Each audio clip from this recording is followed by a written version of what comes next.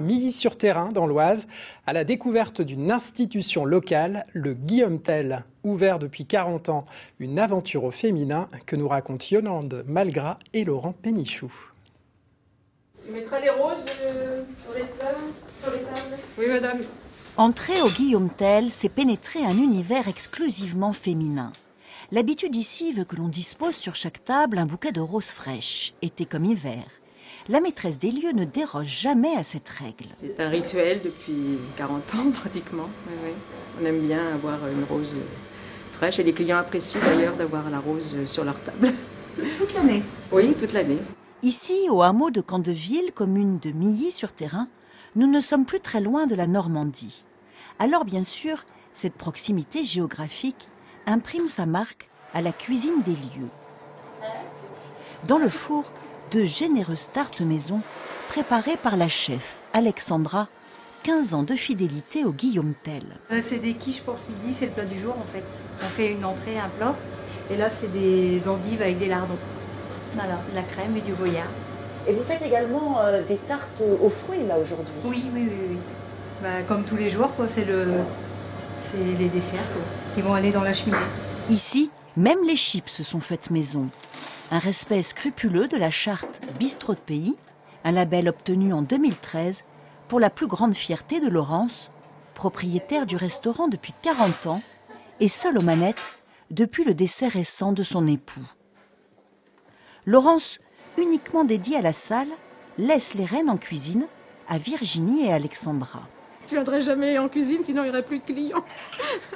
À ce point-là? Ah oui, non, c'est bien comme ça. Là, j'ai déjà assez de travail, alors là, non, c'est bien.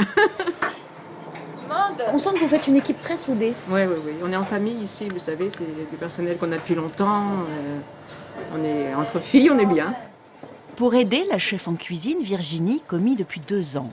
Cette ancienne femme au foyer est ravie de son nouveau poste et de cette ambiance de bonne humeur et d'efficacité. Vous savez, je suis retournée à l'école à 40 ans pour avoir mon CAP de cuisine. J'ai eu la chance que Mme Sandrier me prenne en stage. Et par la suite, j'ai eu le CDI. Donc, tout va bien pour moi. Disposées près de la cheminée, où crépite un bon feu, les tartes sont un appel à la gourmandise. Alors, c'est anniversaire ? Vous êtes à l'âge de la retraite, je crois. Ça y est déjà, oui. J'y suis depuis 1 an et demi déjà. Mais pourtant, pas question de décrocher. Ah non. J'aime trop mon travail et puis c'est ça qui me maintient en forme. Bonjour. Et justement, les premiers convives arrivent. La salle se remplit très vite.